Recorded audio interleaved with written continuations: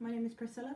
We're going to be discussing UV light, infrared light and the visible light in relation to crime scene investigation.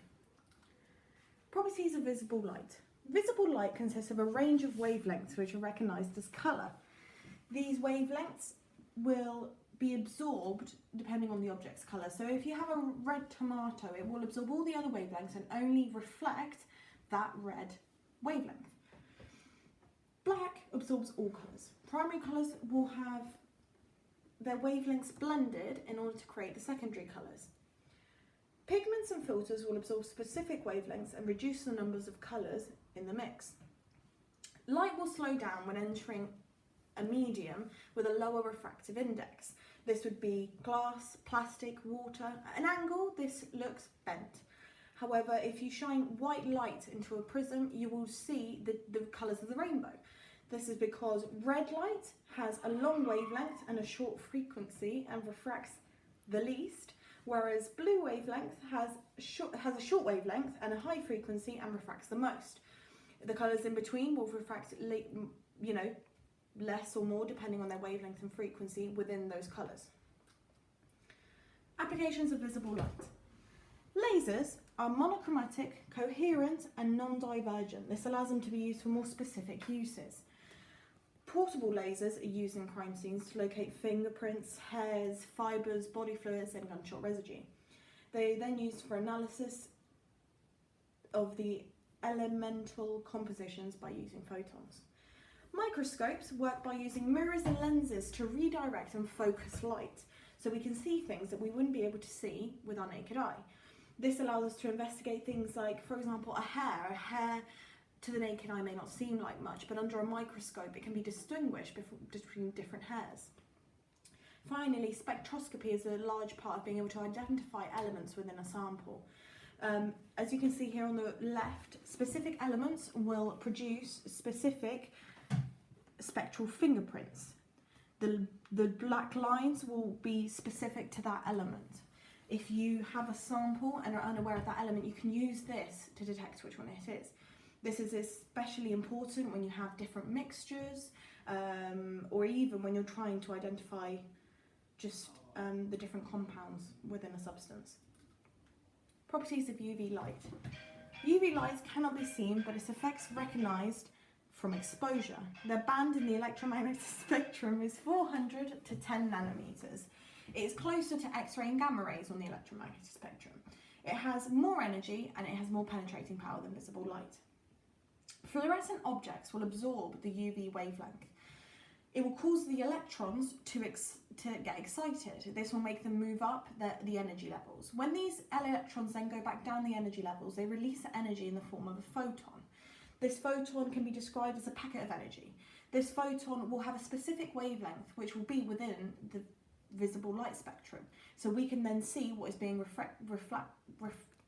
reflected off of the substance. Properties of UV light. As I said before, UV light cannot be seen, but it can reflect off of, for example, fluorescent surfaces, fluorescent objects, and therefore its existence can be identified.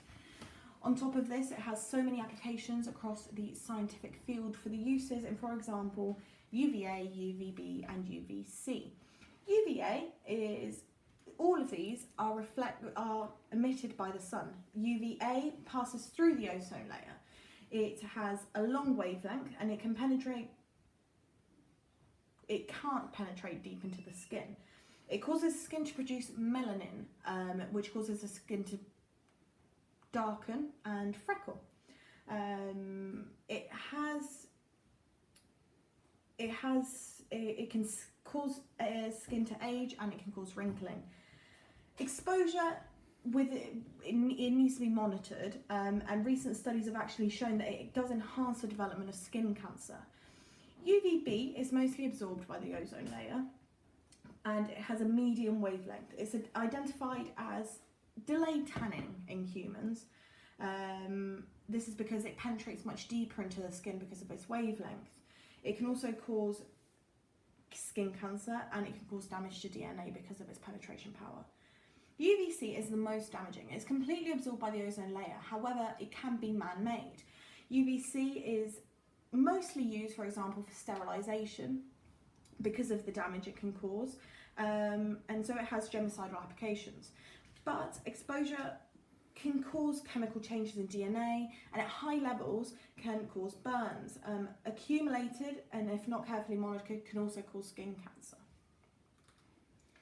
Applications of UV light in crime scene investigations. So the main two would be UV fluorescence. UV light directed at a fluid that can't be seen, and therefore the photons will emit in a wavelength that we can see within the visible light spectrum.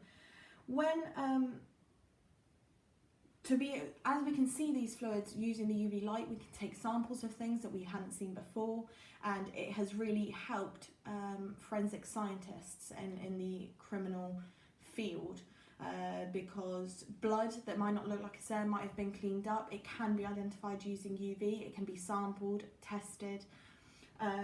UV sterilisation ties into that. It is important that the things that are being used to collect the evidence, to sample the evidence, it all needs to be sterilised to make sure there's no cross-contamination. That's known to cause mistrials, and criminals will get away. But UV sterilisation uses UVC. UVC will be shown into, for example, air, a flow of air or a flow of water, and as it goes through the cycles, it will eliminate pathogens every time. The biohazards of UV light are 2-minute exposure can penetrate human cells, it can cause chemical changes within the cell, and it can break chemical bonds and cause chemical reactions. It can change DNA and cause mutations that are most often known to lead to skin cancer due to the uncontrollable cell reproduction. UVA, UVB and UVC will all have different levels of damage and different levels of biohazards. Properties and uses of infrared. Infrared radiation is best known as thermal heat. Objects giving out heat emit infrared radiation, even humans do. It can cause burning, blisters, and if you touch a red hot metal plate, you will see that. Low-level radiation, infrared radiation, is not felt as heat, but rather it's used for illumination. The reflective waves can then be detected by a sensor. TV remotes use infrared radiation to communicate with the console. If you block the sensor on infrared, it won't be able to connect, you won't be able to change the channel, nothing like that, turn it off. That's because infrared needs straight sight lines. It needs to be able to connect directly. It won't travel through walls or through objects, and it will only be able to travel approximately 5 meters anyway. Thermal imaging cameras can be used to detect infrared radiation. It can be used for houses to identify insulation problems, but it can also be used in medical applications to identify conditions, symptoms, and all using temperature anomalies. Biohazards of infrared. Infrared causes the greatest danger when in contact with it. So, for example, a red hot metal plate may not be directly causing anything. However, if you touch it, you will blister, you will hurt. It can cause superficial burns and blisters to the skin. An intense focus can damage parts of the eye, including the retina and the cornea. The differences between infrared and UV light. Infrared represents the electromagnetic radiation that has a longer wavelength and a shorter frequency than visible light. It has 700 nanometers to 1 millimeters wavelength. However, ultraviolet represents the electromagnetic radiation that has a shorter wavelength and higher frequency to visible light. It's closer to X-rays and gamma rays. So it has a wavelength of 400 nanometers to 10 nanometers, a much shorter wavelength. UV emits great energy due to its short wavelength and higher frequency, and it can impact chemical bonds, it can change DNA, and effectively lead to skin cancer. However, IR emits much less energy due to its longer wavelength and lower frequency. You can't see IR and you can't see UV light. However, infrared is, on a sunny day, what you would feel as heat on your skin. So it is less dangerous as UV light. You won't feel it on your skin, but you will see the after effects of using that.